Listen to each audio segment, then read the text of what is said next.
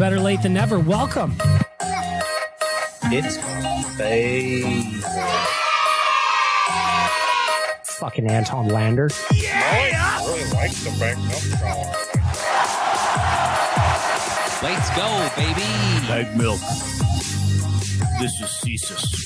Cesus. Cesus. Cesus. Tyler, your rem check is so fucking sexy. Cesus. Fucking Anton Lander. It's fake. Let's turn it down. Episode 85, Better Late Than Never. Hello. Better Late Than Never. It's going to be a weird episode today, I think. I don't really know what to expect from myself. Here, I was thinking that last night, or I guess 2 nights ago, last night, I don't remember what night, should have been Game 7. The Oilers should have been taking on the Golden Knights, eventually moving on to the third round. It just didn't happen, did it? Did not happen. I'm sad about it. I think I'm going to be sad about it for a while. So what am I doing? I'm busying myself with varying jobs, varying things that I want to do. And today, one of those things was starting a little YouTube page for myself. I'll tell you about that in a second. But first, I got to tell you about the audio department. Go check them out. The audio department, they work to create a safe space for creativity and collaboration for artists and musicians to realize their potential and share their message through sound and story. The audiodepartment.ca is where you can go book a studio, record a podcast, record an album, record whatever you want. Record whatever you want. Bring that battle axe down there and just solo for 60 minutes if you want. It's up to you. You can book time right on the website. Again, that's the audiodepartment.ca. Getting started, I guess we just have to say farewell to the playoffs, don't we? We have to say farewell to the playoffs. It was a shorter run than what we were all hoping. We all know that. It hurts. It hurts to lose the playoffs this early. But I'm thankful for what we did do. Your old pal Bag Milk, I'm sure if you saw it on social, you're like, what the fuck is going on with you? I was very, very fortunate. I was really, really lucky. Really lucky. I got to go to 10 of 12 of the Oilers playoff games. Now, that's not at all what I expected when the playoffs started. I bought tickets to game 1. They lost that game in overtime. I bought tickets to that one, and then I was just kind of assuming, like, well, maybe we're going to do a trip down to LA. And we did for MA Travel. But I didn't expect to just have tickets coming to me. Like Trilogy Oilfield Rentals for the Righteous Act beating. They gave me a bunch of tickets. Got to go to LA. Got to go to Vegas. Got to go with my buddies. It was a really cool run. And I feel grateful and sad at the same time. And it's just a weird way to describe what was a fantastic year, really. I mean, the Oilers had 3 100-point players. That hasn't happened since the 90s. Connor McDavid hit 150. Nobody thought that was possible. Leon Draisaitl, another ridiculous season. What can you say about it? It's sad that it's over. I was hoping for a lot more, obviously. We all were. And the way that the Oilers kind of fizzled out in games 5 and 6 against Vegas is it's frustrating and it's sad, but I look back on the playoffs and I think, man, we had a fucking load of fun. I want to thank all of you guys that were reading the website. The website traffic has just been ridiculous over this playoff run. We're talking millions and millions of page views. Millions. Thank you to everybody that listens to the podcasts, whether it's listening to the podcast or watching the live shows like Tyler's show. Again, millions of downloads, streams, and views. The attention in Edmonton on the Oilers and what we were doing to cover the Oilers was sensational. We had a really nice run at Oilers Nation. A really nice run. We had a lot of people working really hard behind the scenes, on camera, getting parties to go at Greta, and most importantly, all of you for allowing us to do what we do. We're all in it together. All in it together. And I guess that's what makes me sad is I feel like we still had some work to do. Even I was driving into work the other day and I was taking Fox Drive, and I guess this was before game 6 where they got knocked out. And you started to see the number signs popping up. Leon's was on Fox Drive. Stuart Skinner had one just off Saskatchewan Drive. Bums me out, man. Bums me out because we had some work to do.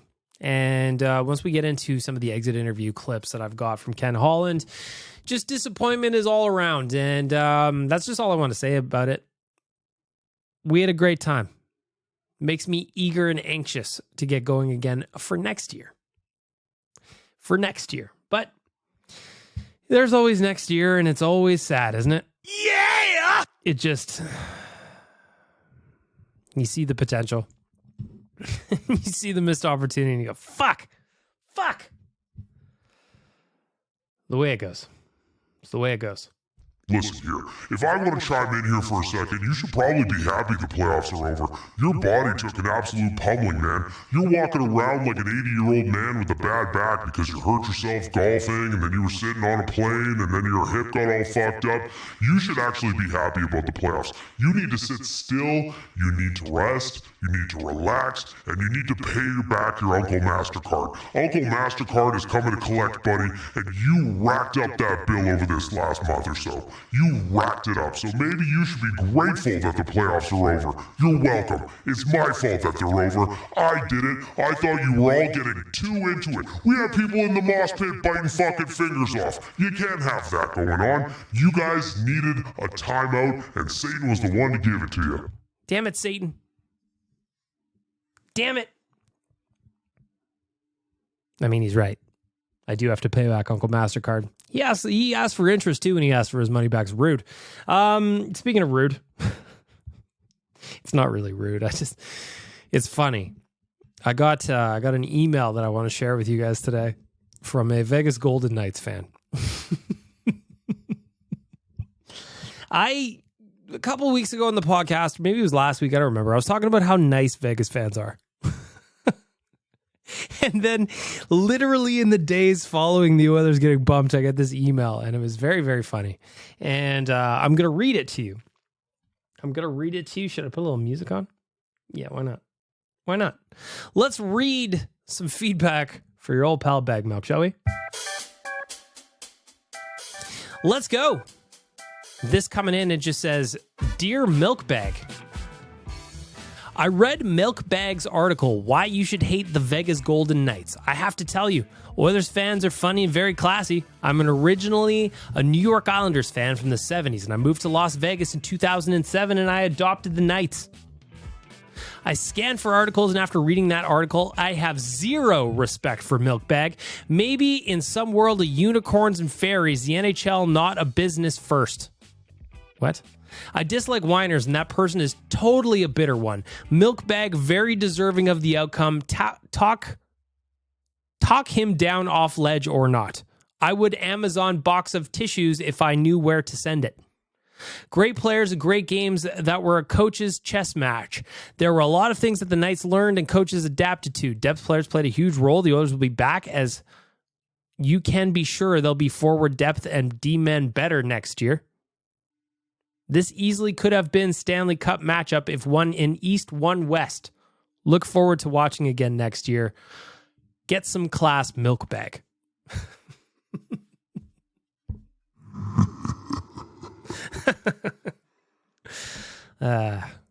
If you don't know what that is, every round I do a very tongue-in-cheek article. Why you should hate the X. Did the LA Kings. Did the Vegas Golden Knights. I did the Winnipeg Jets before. You know, it's what I do. Before every round, I write one of those articles. So I just thought it was a funny email to share. So what do we do now? Well, we have to busy ourselves. We have to make sure that we are still on top of what's going on. And that's really what I'm doing. I'm trying to distract myself with work. So I'm late getting started today. I actually wanted to record this podcast about 3 hours ago, but I got distracted making a YouTube page. If you are ever curious just what goes on in my phone, essentially is what this page is. Pop over. It's Hi, my name is Bag Milk on YouTube. Hi, my name is Bag Milk. It's going to be in my link tree. Basically, the point of this was I just wanted to get shit off my phone. And I was looking through there today, and I have a lot of funny, just ridiculous / behind the scenes / weird videos in my phone. And I just thought that if you listen to this podcast, there's a chance you may want to see the shit that I'm just arguably filming on my phone. So a couple of things I loaded today, the celebrity lookalikes from the last game. We went to a nation vacation to Toronto in March. I uploaded the pregame at Scotiabank. I uploaded the how to cook breakfast in your air fryer video. Oilers intro from this year. The time I got a Ryan Nugent-Hopkins signed jersey at work. I got the Tyler cat food video I'm going to load up onto there. So essentially, if you're just looking for more behind the scenes nation stuff, or just stuff that's a little bit silly and you kind of want to get a better idea of what we're working on or what we're doing or what I'm wasting time on, there you go. You can have it in there. Hi, my name is Bag Milk, is what the page you got to look for. So go give me a subscription. Go give me a sub. And I promise I'm going to upload a bunch of videos on there. Like, as an example, I have so many Frank's Picks videos on my phone that I would love to delete off my phone, but I don't want to get rid of them. You know who can store them for me? YouTube. So I'm going to go through and I'm going to upload a bunch of that stuff. So hi, my name is Bag Milk on YouTube. Give me a subscription if you'd like. Check out for the link in my link tree. It's in the bios and on my socials. Or just go hi, my name is Bag Milk on YouTube. You'll be able to find it. Good? Good. Let's get to the news.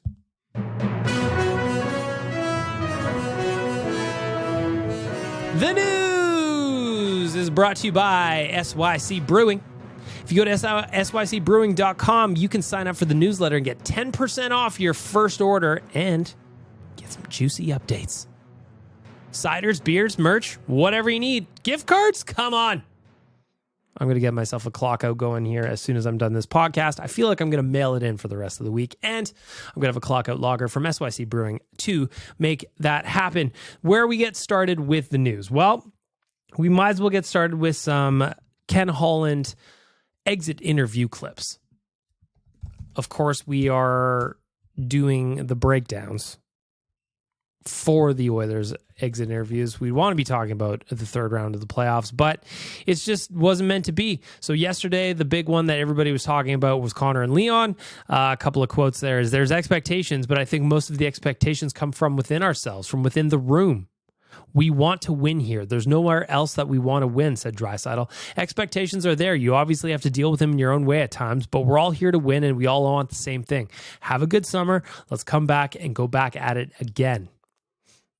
Connor McDavid added, it is Stanley Cup or bust for this group. With where everyone is at in their career, that is the expectation. And I like to hear that from the leaders on the team. I like to hear that they are pissed off. Just making the playoffs and getting into the second round is not going to do it for this group anymore. And I think that's a really, really, really important piece of information that comes out of those exit interviews. I don't expect anything from anyone in terms of them saying something substantial or them giving us a little nugget of information that we'll be able to use down the line for whatever we're into. Whatever rumors we're hoping will come true. Hey, I heard back then in the exit interviews that this was going to happen. Remember a couple years ago, Adam Larson in his exit interview said all he wanted to do was re-sign in Edmonton? Didn't happen. Ended up going to the Kraken. Understand, but that's the reason why I don't really pay too much attention to what is said in these interviews. But we're going to play some clips anyway, including Ken Holland, who spoke today, and how the group is just devastated about the way things ended. They're devastated. They're devastated. I'm devastated. The fan base is devastated. Why are we devastated? Because we went 14-0-1 heading into the playoffs. Did we have the second best record in the National Hockey League behind Boston since the 1st of January? Boston's devastated. Yeah. Yep. That quote is just kind of like, the regular season obviously matters because you need to play the games to get into the playoffs. But at the end of the day, what we saw in the playoffs is that the regular season really doesn't matter. It doesn't. You can have a great regular season, go into the playoffs. Things don't go your way. And that's what happened for the Oilers. Let's continue on with Uncle Ken. It's like teams that are out there devastated. Like we're devastated. Like these guys are, I got guys in there telling me they're going to the gym next week. Like they're not going on vacation and like they're going to work. Like, oh, that makes me happy. Now listen, I want the boys to take a vacation. You've earned it. Listen, season's over. Bunch of you are not going to the World. Week in Cabo, get a bronze, have a couple of cocktails, maybe some tacos, then get back in the gym. But I do like hearing that there's players that want to get back in the gym already. And these other teams are going to work. That's what these NHL players do. They take a week after the season, they get back in the gym and they go to, and teams that missed the playoffs are devastated they missed the playoffs. So There are no guarantees and givens and entitlements because of this and because of that. It's earned. It's earned. It's earned. It's sacrificed. It's sticking to it's sticking to what you believe, and you believe you're good. That's how you become the last team standing. Yeah, I mean, hard work, sacrifice, all that stuff is good. Word of the day, in case you were wondering, is devastated. Thank you. Next up, Ken Holland was asked a couple of things. And again, it's an exit interview, so he was all over the place because of the questions that were coming in. News this week, earlier in the week, Frank Saravalli speculated that Steve Staios could be getting bumped up to the general manager position. And here's what he said. I'm going to read it to you, okay? If Michael Andlauer is successful bidder to purchase the Ottawa Senators, formerly the owner of the Hamilton Bulldogs, where he found a lot of success with Staios, there will be a real pull to bring Staios with him as the next GM of the Ottawa Senators. I think the Oilers want to get out in front of that. I won't be shocked, and I'm not reporting this. Just this is what the speculation has been behind the scenes is that there's a real possibility Ken Holland will be promoted to president of hockey operations and Steve Staios would be promoted to general manager. Today, when asked kind of about that, Ken Holland tap danced. He's not going to give any answers. He's not going to play his cards. But he also didn't confirm anything either. At this stage of my life, I don't invest in green bananas. I like that quote, by the way. I don't invest in green bananas. Just not sure if I'm going to be around long enough to see them ripen to be yellow. But certainly I've got, I cracked the joke, but, I feel, you be the guy that, since year one that I was here, you would say, when are you going to trade a first round pick? When are you going to trade a first round pick? When are you going to trade a first round pick? And, I trade a first round pick when I believe that we're there. And obviously I traded 2 first round picks at the deadline to bring in Ekholm. I believe the time is now. I believe we have a really good team. I believe there's lots of really good teams around the National Hockey League. We're not the only good team around the National Hockey League. So the point of that was, he was asked about Staios, essentially, and he just kind of said, I've got unfinished business. I've got job left to do. Job's not done as far as Ken's concerned. He is planning to be back as the GM next year and he said Steve Staios should be bumped up to AGM or something like that. I'm paraphrasing. I don't remember. Listen, transcribing Ken Holland is like drinking from a fire hose, to quote Mac T. It is just, he goes everywhere. He's this way, he's that way, he's this way, he's that way. I don't know what to tell you. Ken thinks he's going to be back at GM. Would I believe Frank? Yes, I would. Frank doesn't make that shit up. So we're going to see what happens. Again, things said in exit interviews should not be held as gospel, but we'll see.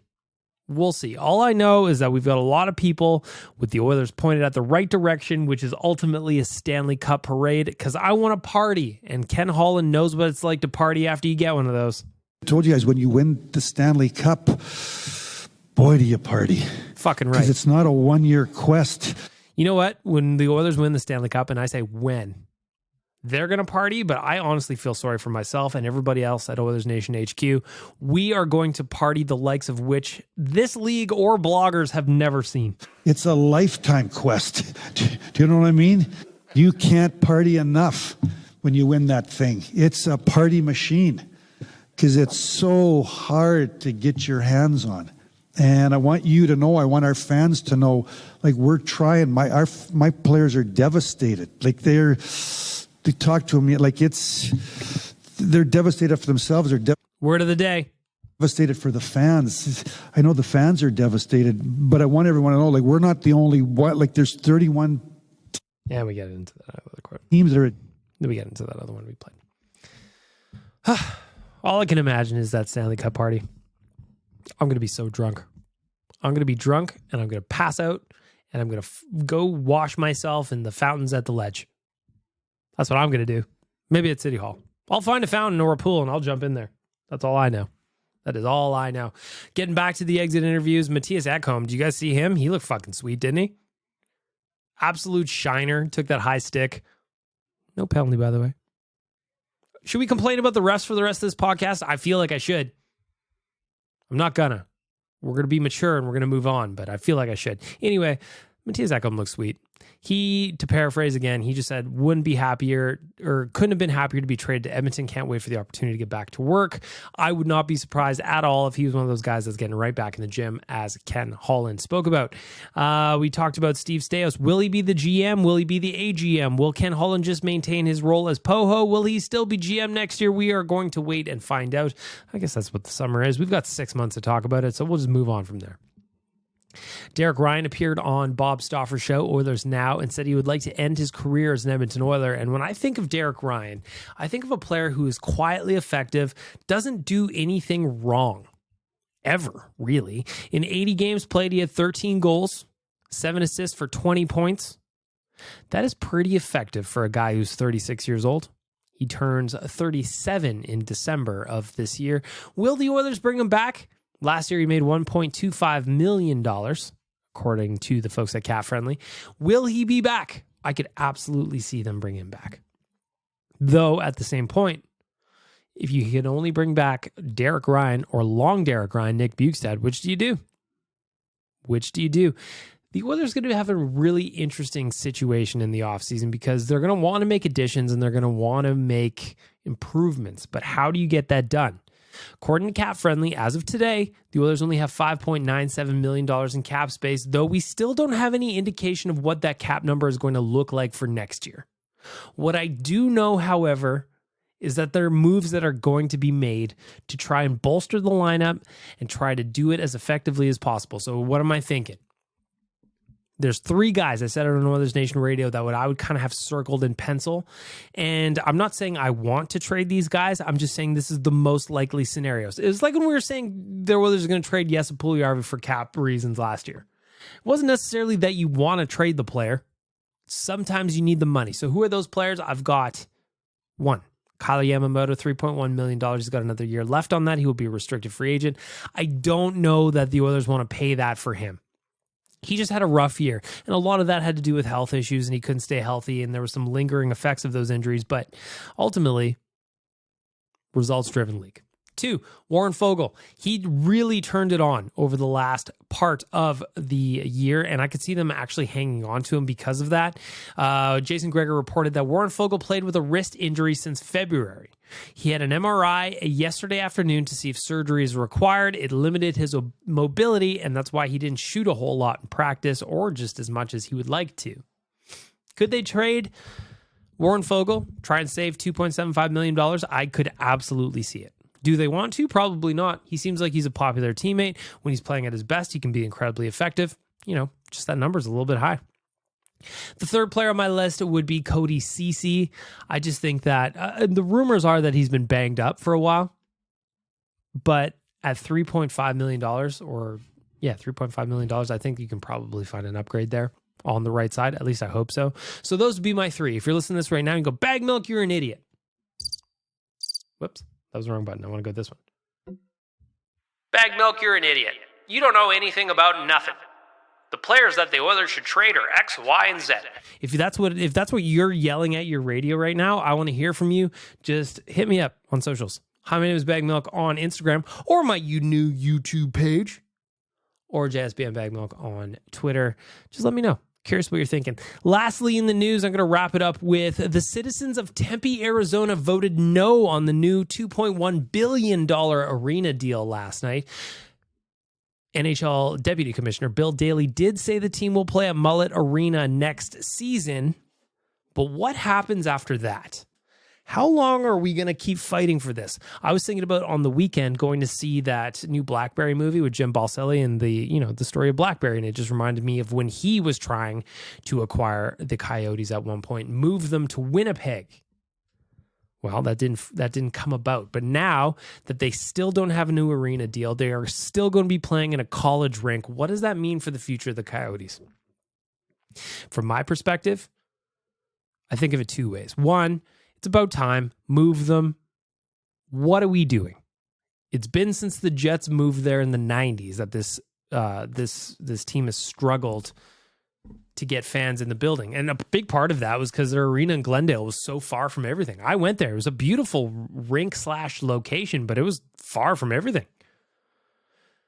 2, I just feel bad for Coyotes fans. I know there aren't as many Coyotes fans as there are Oilers fans, as an example, but you know they care. You know they care. And the fact that they could very well be losing their team sooner than later, and it's just like a slow train wreck that you see coming, but you can't do anything about it. I just feel bad for them, you know? I just feel bad for them.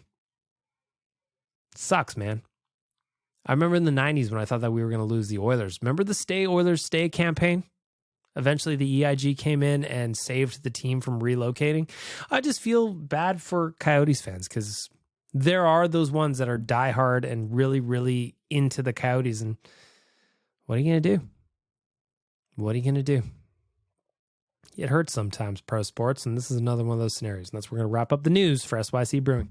SYCbrewing.com. Go get yourself a beer. It's Wednesday.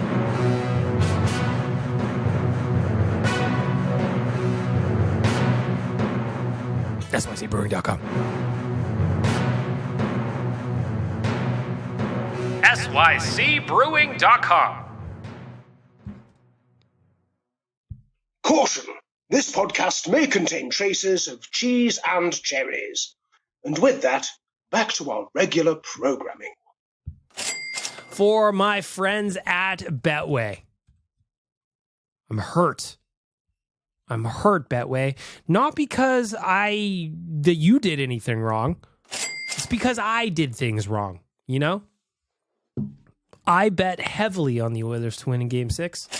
Did I get that bet right? I did not. But does that mean I'm going to quit? No, it does not. So let's look at some of the bets on Betway.com. Provided that you are 19 plus and can do so responsibly, I am looking at the Hurricanes versus Panthers. That series, Hurricanes currently favored, minus 130 favorites just on the outright series winner. That's where I'm going to put a couple of shekels. I do believe that the Hurricanes are going to get past the Panthers, though, that said, I also thought that the Leafs were going to walk over the Panthers, so maybe don't listen to my advice on that one. Good? Good. In the other series, Dallas is the underdog at plus 120, and I actually kind of like that as a dog. I kind of like that as an underdog bet. Vegas favorite at minus 140. Dallas is scrappy, though. They just found a way to grind out a win against the Seattle Kraken. And Jake Ottinger was not his best for the Stars in net. But if I'm looking at that matchup between the two goalies, Aiden Hill or Jake Ottinger, I think I'm going with the plus 120 dogs. If you are betting on these series, make sure that you are 19 plus and can do so responsibly. Go check out Betway. Check out the Betway boosts today. How about for the Jays game today? The Jays, Boston Red Sox, and New York Mets all to win their games on the money line. That is a plus 650 Betway boost. Let's go. And there you have it. Go check it out, provided that you can do so responsibly. You're listening to Better Lait Than Never with Beck Milk. What you need to do is like, subscribe, tell a friend, endorse yourself. Yes. You want to see a man, boy? I'll show you a man. Kick me in the jimmy. For Trilogy Oilfield Rentals, it is time for the righteous sack beating. Of course, Trilogy Oilfield Rentals are an established provider of tools and expertise across multiple oil field disciplines, specializing in rentals, pipe recovery, abandonments, and completions. Currently, Trilogy has full-time operating units in Provost, Weyburn, and Kindersley. What kind of tools are we talking about? Rental tools, fishing tools, drilling tools, coil tools, completion tools. TrilogyRentals.ca. Where do we start with the righteous sack beating? I'm not actually upset about all that much, to be honest. But what is weird and kind of annoying, and I don't really understand it, is when something happens with the Oilers, like getting knocked out of a playoff series. We just faced that on Sunday night, Game 6. They lost. We don't need to rehash Everybody knows how upsetting it was. But what I don't understand is the way we instantly turn on A, players, or B, each other. The thing that I love about being an Edmonton Oilers fan and doing what I do at OilersNation.com is that we have a passionate group of fans that's very knowledgeable. We know the game. We love our Oilers. And you can't really trick us with a whole lot, except when we're really upset. I saw guys turning on players that we loved just months ago, being like, you had to trade Evander Kane because he didn't do anything. You have to trade Nuge for a pick because he didn't do anything. And while I agree both of those guys, and I just picked those out of a hat, both of those guys needed to be better. Neither of them are going anywhere. So instead, we're wasting our time arguing and yelling at each other with such vitriol that it doesn't make sense. Are we upset? Of course we are. Do we want to make changes? You're fucking right. But we need to be on the same team here, people. We need to make sure that we are looking each other in the eye and we are all on the same page. Does that mean we have to agree on everything? Absolutely not. We do not. But what I don't want to see is us turning into a situation where we're arguing with each other about nothing. Come on. Come on. Was Stuart Skinner great in the playoffs? No. Does that mean we're giving up on him? Absolutely not. Stuart Skinner is the reason we got to the playoffs in the first place. If it wasn't for him, this season could have been a disaster. But at the same point, if pointing out that he needs to be better in the postseason, you're allowed to do that. We don't need to fight about it. And hell, that doesn't mean we're giving up on Stu either. We love Stu and we love each other. But right now, we are in a zone where we're arguing and yelling at each other, and it just doesn't make sense to me. Let's be upset. Let's mourn the season. But damn it, we got to make sure we're uniting and getting ready and spending our off-season training and drinking beers 3 at a time so that we're ready for when October rolls around to get this season going again. My ask of you is don't fall into the nonsense. Don't fall into the noise. Let's support our boys. We can be critical, but let's support our boys and each other. That's where we're going to wrap up the Righteous Act meeting. You want to see a man, boy? I'll show you a man. Kick me in the Jimmy.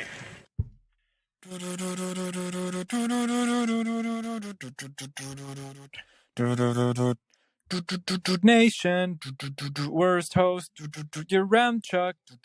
I know his meal choices are utter junk. Who the hell fries veggies drunk? Say it ain't so. Tyler won't go. He's celebrating Cinco de Mayo. Say it ain't so. Oilers will go to the cup final and carry it home. Na na na na na na na na na na na na na na na na na. It's time for the voicemail. I got a lot this week. A lot on your minds. A lot on your minds. This segment is currently unsponsored. If you want to sponsor the voicemail, it is arguably, based on the analytics at least, the most popular segment of the podcast. Fire me an email, bagmilk@oilersnation.com. You could be the sponsor of this podcast segment. Or, until then, it is sponsored by me and my YouTube channel. Go subscribe now at Hi, my name is Bag Milk. There's the YouTube channel. Let's get right into it with our very first voicemail. Ari. Biggest key for Game 4? I'll tell you what it is. Stop shooting yourself in the foot. Well, stop it. You know, you're more than capable of not allowing a goal immediately after you get one. Yeah. You know, like, this one's tough. This one's tough, Ari. He says, obviously submitted it before Game 4. The Oilers did win Game 4. I was there. It was great. I was drinking red wine. I was very hungover the next morning. I was feeling so incredibly confident about what was going to happen in both Game 5 and Game 6. So to have it end the way it did, very, very, very disappointing. As Ari was getting into there, don't shoot yourself in the foot. They did. Don't give up goals immediately after you score. They did. It hurts. It hurts, Ari. Okay, now.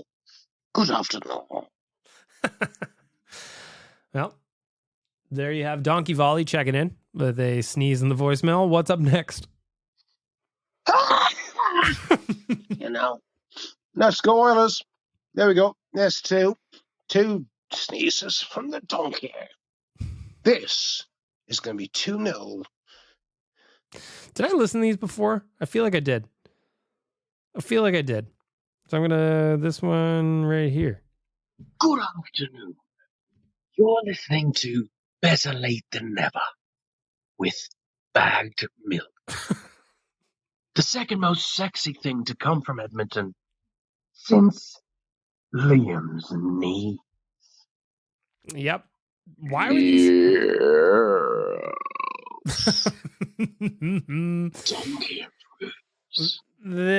So these are just getting played again, I guess. The date on this, though, is May 11th is what it says in my system. I didn't record May 11th.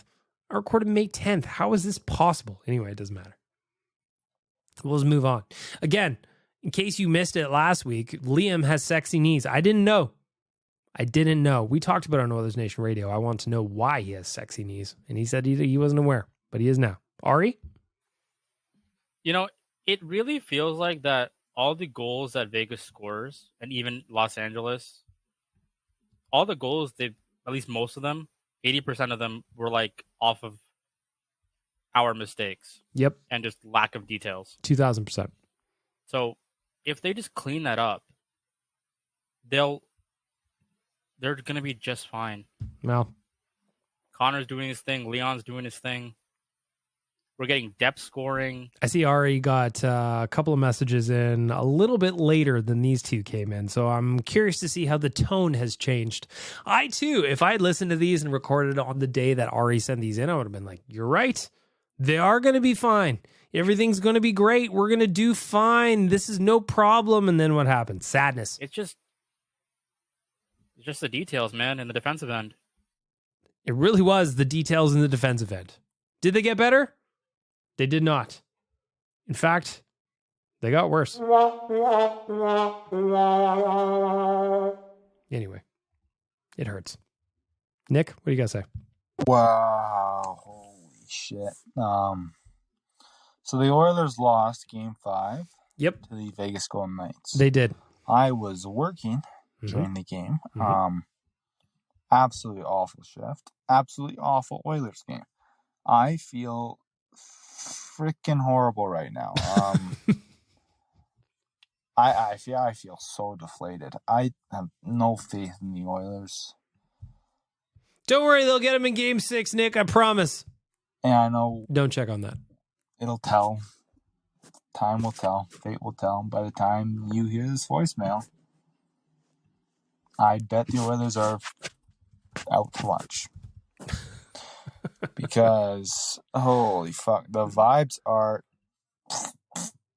they are shite right now. See, and I disagree with that. So Game 5, yeah, they lost. Everybody was upset. We were at Greta.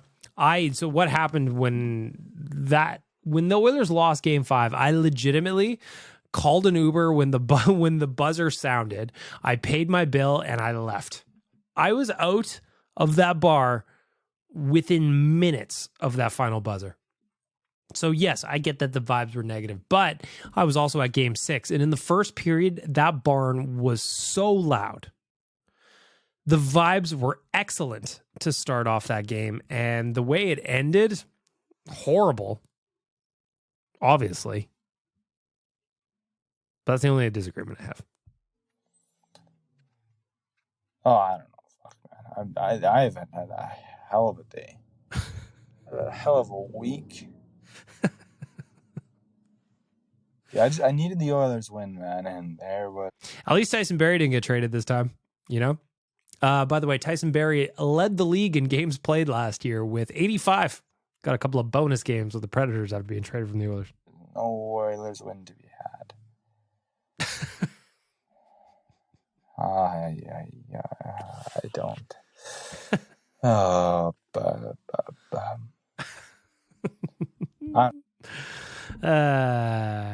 I feel you, Nick. I really do.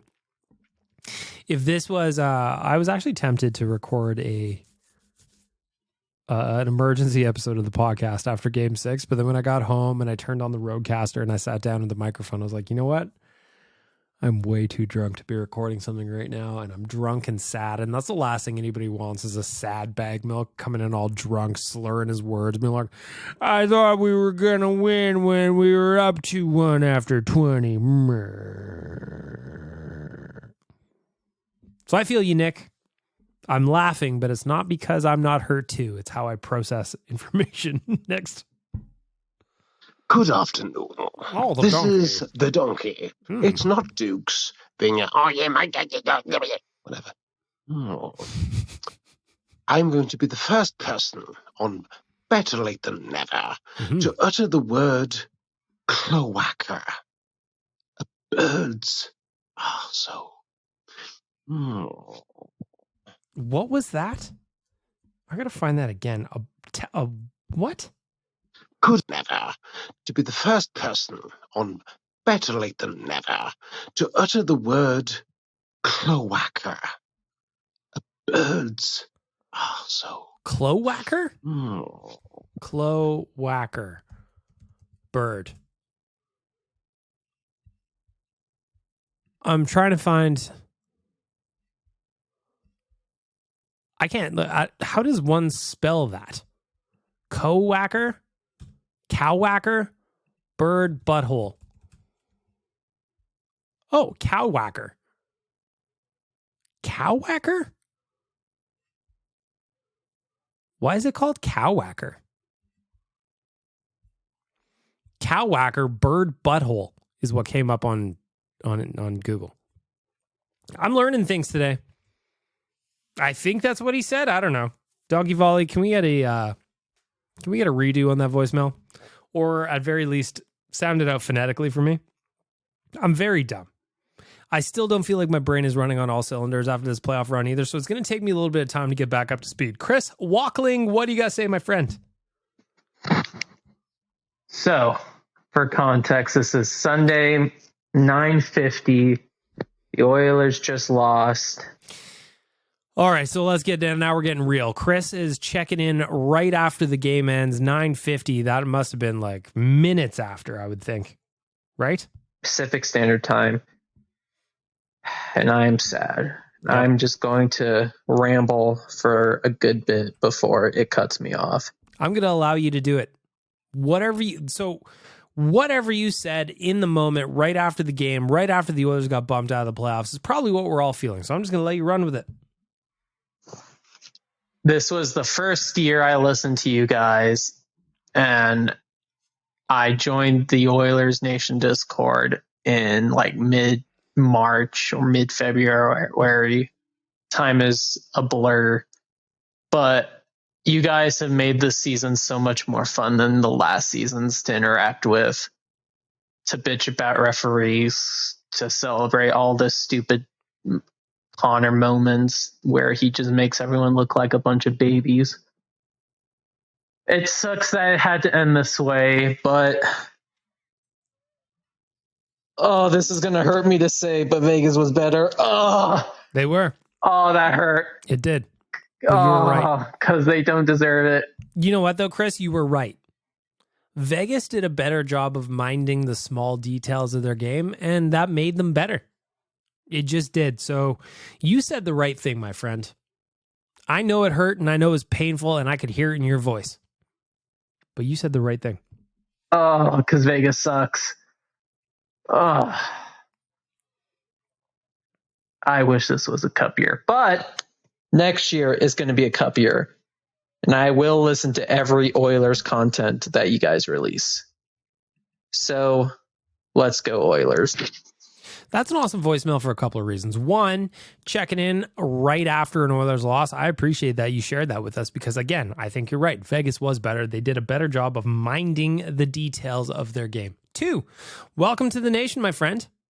I've seen your name pop up a handful of times over the last handful of months, but I didn't know you were so new. So welcome. Looking forward to spending a full season with you. Tell some friends. Go join the Oilers Nation Discord. They do some fine work in there. We didn't start that. We didn't start that on our end. In fact, a bunch of cool people started that for us. And it's a cool place to hang out. So go check out the Discord. Sneeze Maestro checking in next. Baked milk. It is Monday. It is the day after the Oilers got bounced by the Vegas Golden Knights. This point, man, it's still fresh. Yep. It still stings. It hurts. I don't know what to feel about this season or what, but right now. Here's the way I feel. I'm going to let you run after this. Here's the way I feel about it. I know a lot of people are saying, well, this was a step back. This was a step back. This was a step back. I disagree. At the end of the day, the Oilers had 2 fewer wins than they did on last year's playoff run. Step back, sure, marginal. They did not get to the Western Conference Final. Agreed. But a step back, I don't think so. I just don't think it's that easy to win in the NHL playoffs. You had the Colorado Avalanche. I know they're out already as well, but like the team that won last year's Stanley Cup, they kept getting knocked out in the second round, and then eventually it kind of clicked for them and they went all the way. I think that there's some value in losing. I legitimately do, provided that you're able to channel it the right way. And fuck, am I hopeful that the Oilers are going to be able to channel it the right way? Do I know that they will? No. Frank, are you down here? What are you doing, buddy? Get on the Frank mic. Get on the Frank mic. Go ahead, pal. He's not going to do it. Anyway, I hope they channel it the right way. To see Leon Draisaitl speaking after Game 6, he was so mad. He was so pissed off, and I need that to live in him and fester and breed over the next handful of months so that when they come back in October, they are ready to murder. They are ready to murder. Back to you, Sneeze Maestro. And my perspective will probably change. This year feels like such a massive disappointment. I mean, listen, we made the conference finals last year. Sure, we got swept, but we all thought it was a step in the right direction. We go and we improve in free agency. Skinner emerges. McLeod plays better. We had the emergence of Bouchard. We went and got Ekholm. And then we lose in 6 games in the second round. It just feels like such a massive disappointment. Certainly a disappointment, no doubt. Certainly a disappointment. Next year, here I'm going to counter. Full year of Ekholm. Stu's going to be back. Campbell's going to be better. The Oilers are going to be great again next year. Most of the same players are coming back. We're going to get some upgrades. We're going to get some new guys. We're going to get some new friends. Keep your chin up. It feels like I got broken up with. That's the hard part about losing in the playoffs. We talked about this on Oilers Nation Radio. There were years, countless years, where the Oilers were out by fucking American Thanksgiving. Hell, I remember one specifically. We were throwing a party at the Pint downtown. They were out of it by Halloween. Out of it by Halloween.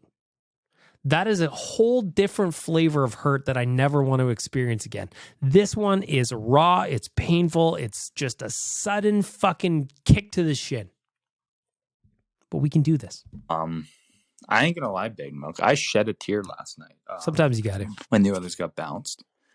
Granted, I cried less than when Tyson Barrie got traded. Yeah. But I still cried. But now... See, I find that way worse than the Oilers losing. Crying harder when Tyson Barrie got traded over when they get bounced in the second round. I'd flip those. I'd flip them both. I'd cry way harder when they're out in the second round. Tyson Barrie, I'll wave you well, sir. At least you can live in Nashville. Oilers are out, and my girlfriend is backpacking in Europe till the end of June. Ooh, so that's I fun. need a new hobby. So if you have any ideas on a new hobby for me, I might try ketamine, but I'll probably just end up golfing a lot, hopefully, you know. Yeah, don't fall in the K-hole. I know you're joking, but don't do that. Aren't you studying to be like a neurologist or something? You could understand the effects on your brain if you get stuck in a K-hole. Don't do drugs, kids. Don't do them. I was going to recommend spelunking. Get yourself a headlamp, go diving in some caves. It's probably dangerous. What do I know? Okay. I've had a solid amount of hours to cool off after last night. And I'd like to thank my girlfriend for that. She helped a lot. Gross. I mean, good for you. You can brag on here if you brag on here if you want, but like, yeah, I'm gonna give you a button here. There you go. Did they play good enough to win? No. In my opinion, they did not. No, they did not. Kane, Ryan Nugent-Hopkins, and Hyman scored less than 10 goals at even strength, man. Last year, when the Oilers went to the Western Conference Finals, those three, by the time they got knocked out, had an aggregate total of 30 goals. This year, they had 7. 7. That's not good enough. Nope. Nurse and CC, God, they got sent to outer space by Eichel and his line. Yep. Like, CC was on for 5 goals when Eichel was on the ice. Not great. And Skinner, man, he wasn't good, but I'm not going to blame him for losing to a really good team. That's the way I feel about it, too. Stu needed to be better. And you're never going to win in the playoffs with a sub 900 save percentage. We all know that. But, like, was he to blame? No. I don't buy that. Some of those goals were not his fault. In fact, most of them were not his fault. And Jay Woodcroft, I've got some beef here too. I don't think he line matched properly. Stapling Ryan Nugent-Hopkins and Bukestad together and calling it a second line, I don't think that worked. Didn't work. Some other decisions too, but I can't remember off the top of my head. But yeah, that's one part of it. You got more? Oh, I guess that's over. Ari part 4. Fourth Ari message. The second part is this question, BM. Mm-hmm. Did they get screwed by the league? Because I see a lot of people saying that this morning. I think there's an argument to be had at least. The reffing was bad, I think. Yeah, it was bad. Steve Kazari's call on center ice on Broberg in Game 5. I think Tyler put it best when he said that call was junk. It was junk. That call was garbage. Terrible. The non-call on Ekholm, the high stick that drew blood, and they called it a follow-through after the fact. Yep. We've seen that call 1,000 times. There's like a few others. The game management and putting the whistles away, that sort of thing. It's just inconsistent at the end of the day. And I think it cost them. I think it went against them. Alex Pietrangelo should not have been playing Game 6, man. So I'll just stop you there. There's a bunch. So yeah, I don't know that the refs were out to get the Oilers specifically. I talked about this a handful of times. The reffing was just terrible all over the NHL playoffs in general. Like in the first round specifically, I watched a lot of games and there was just weird calls all over the map. It wasn't just to do with the Oilers. It really wasn't. There was other teams where they just got fucked just as badly. Now, that doesn't make it any better. There were some terrible calls against the Oilers as well, right? I don't know how to answer that question. They were just generally shitty, is how I would put it. Period. That's all I'm going to say for that. Mm-hmm. With that being said, do I think that they were playing good enough to win with all that happening? No, I don't think so. I wouldn't have had the confidence to say that they were going to win Game 7 if they got there. That's my take on it. What do you think, BM? I think you're right. I don't think the Oilers played anywhere near good enough, to be honest. I think that they looked like it was supposed to be easy. I think they looked like they thought they were going to be able to outscore their problems. I thought they looked sloppy in their own end way too often. And unfortunately, Stu couldn't give him the saves to cover up all the mistakes. He covered up plenty of mistakes. Soup did too. But the Oilers just were not tight enough in their own zone. They were not tight enough with their puck choices. Yeah, we can blame the refs, sure. There was plenty of weird calls that we can choose from. But at the end of the day, the Oilers did not perform to where they needed to. Hey, Bag Milk. What's it's up, man? Laird here. Long time since I've been on the show. Welcome. I just wanted to bring something up that I'm realizing, reviewing the season after it's over. Please. The Oilers never had a game that I was like, holy shit, this is the game, best game of the year, love it. They always kind of just left me wanting more throughout the regular season and playoffs. And you guys had brought it up on the podcast that they just didn't have a game that was like the game. I don't know. Yeah, they didn't at all. I just wanted to say that. They didn't. You're right. Yeah, the Oilers just didn't have a game where it was like, oh man, the Oilers brought their A game. Though I will say there was, let me think. Game 2 in Vegas, when they won 5-1, that was the Oilers at their best.